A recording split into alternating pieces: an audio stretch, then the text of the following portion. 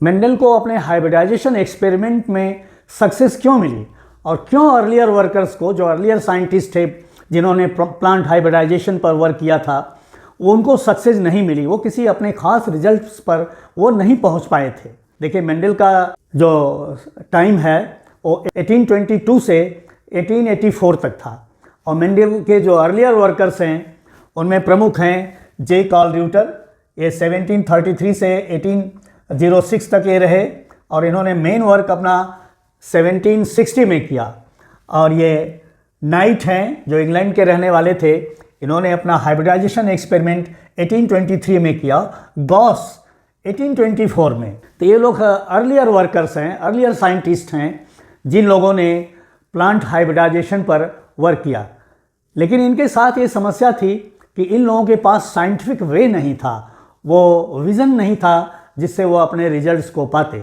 जे Karl र्यूटर ने तो सबसे पहले 1760 में टोबैको के ऊपर अपना प्लांट हाइब्रिडाइजेशन किया था और टोबैको के टॉल और ड्वार्फ को क्रॉस कराया था और F1 में उनको इंटरमीडिएट हाइट मिली थी। और जब उसको उन्होंने सेल्फ कराया था तो उनको वेरिएबल रिजल्ट्स मिले, टॉल भी मिला, ड्वार्फ भी मिला और भी इंटरमीडिएट हाइट्स मिली, तो किसी खास नतीजे पर वो नहीं पहुंच पाए। नाइट ने हाइब्रिडाइजेशन में थोड़ा सा एक महत्वपूर्ण काम किया। उन्होंने येलो कॉटिलीडन और ग्रीन कॉटिलीडन वाले पीसम सटिवम प्लांट को ट्रू ब्रीडिंग कराया और ट्रू ब्रीडिंग से उनको जनरेशन दर जनरेशन ट्रू ब्रीड्स मिलते गए, प्योर प्लांट्स मिलते गए और उनको क्रॉस कराया। तो क्रॉस कराने से, लेकिन इन लोगों के पास ये तो काम हो गया, विज़न नहीं था और इसका थोड़ा सा नाइट के वर्क का मेंडल को भी फ़ायदा मिला था। जो अर्लियर वर्कर्स थे उन्होंने न्यूमेरिकल ट्रीटमेंट अपने रिजल्ट्स को नहीं दिया और मेंडल की एक ख़ास बात थी कि मेंडल की तो एजुकेशन भी मैथमेटिक्स में वियना यूनिवर्सिटी में हुई थी, तो उस अपने मैथमेटिक्स की जो उनकी एजुकेशन थी उसका पूरा उन्होंने लाभ लेकर अपने रिजल्ट्स को उन्होंने न्यूमेरिकल ट्रीटमेंट दिया। जो अर्लियर वर्कर्स थे वो इनहेरिटेंस प्रोसेस को इसलिए नहीं समझ पाए क्योंकि उन्होंने न्यूमेरिकल ट्रीटमेंट नहीं दिया, इसलिए उनको इनहेरिटेंस का कोई रिजल्ट नहीं मिला और मेंडल ने अपने रिजल्ट्स को न्यूमेरिकल ट्रीटमेंट दिया, इसलिए वो उस एनालिसिस से वो इनहेरिटेंस प्रोसेस को, मॉडल को समझ पाए और मेंडल के द्वारा दिया गया जो इनहेरिटेंस का मॉडल है वो आज तक वही यूज़ हो रहा है।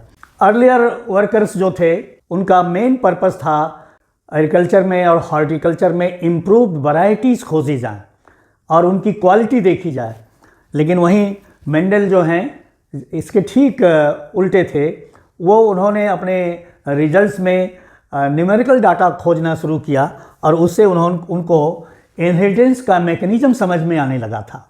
अर्लियर वर्कर्स ने एक इंडिविजुअल को होल कॉम्प्लेक्स कैरेक्टर का समझ के उन्होंने पूरे के पूरे इंडिविजुअल को एक कॉम्प्लेक्स कैरेक्टर कंसीडर किया, जबकि मेंडल ने एक समय पर सिर्फ एक कैरेक्टर को चुना, पूरे इंडिविजुअल को उन्होंने एज ए होल एक कैरेक्टर नहीं चुना था। तो मेंडल के सक्सेस का जो मेन कारण है वो सिंगल कैरेक्टर को एट वन टाइम उन्होंने चुना था, यही मेन कारण है। अर्लियर वर्कर्स ने क्वालिटी को नोट किया और मेंडल ने क्वांटिफिकेशन रिजल्ट्स को नोट किया।